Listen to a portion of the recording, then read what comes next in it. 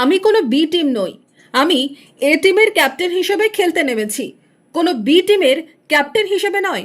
আগামী দিনে ভোটের ফলে এ টিমের ক্যাপ্টেন হিসেবেই রেজাল্ট করে দেখাবো। ছোট ছোট দলের সাথে জোট করে নেতৃত্ব দেব আমি। 182টি আসনে প্রার্থী দেব এবং আমরা ফার্স্ট হব। আমাদের পেছনে থাকবে বিজেপি, তার পেছনে থাকবে তৃণমূল। হুঙ্কার হুমায়ুন কবিরের। বৃহস্পতিবার রেজিনগরে দলীয় কার্যালয়ে সাংবাদিক বৈঠকে জোট নিয়ে আর কি দাবি করলেন জনতা উন্নয়ন পার্টির চেয়ারম্যান। আমি এ টিমের ক্যাপ্টেন হিসেবে খেলতে নেমেছি, কোনো বি টিমের ক্যাপ্টেন হিসেবে না।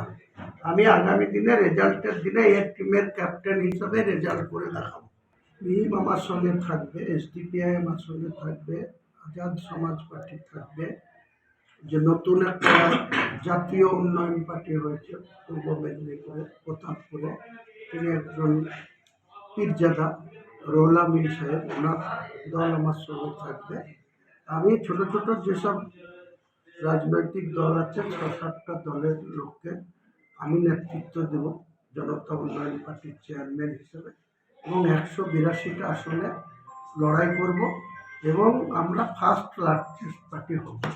আমাদের পিছনে থাকবে বিজেপি, তার পিছনে থাকবে তৃণমূল। দেখে নেবেন রেজাল্টটা। শুভেন্দু অধিকারী বি টিমের হয়ে খেলছে না মমতা ব্যানার্জি বি টিমের হয়ে খেলছে, এটা ওরা বলতে হবে।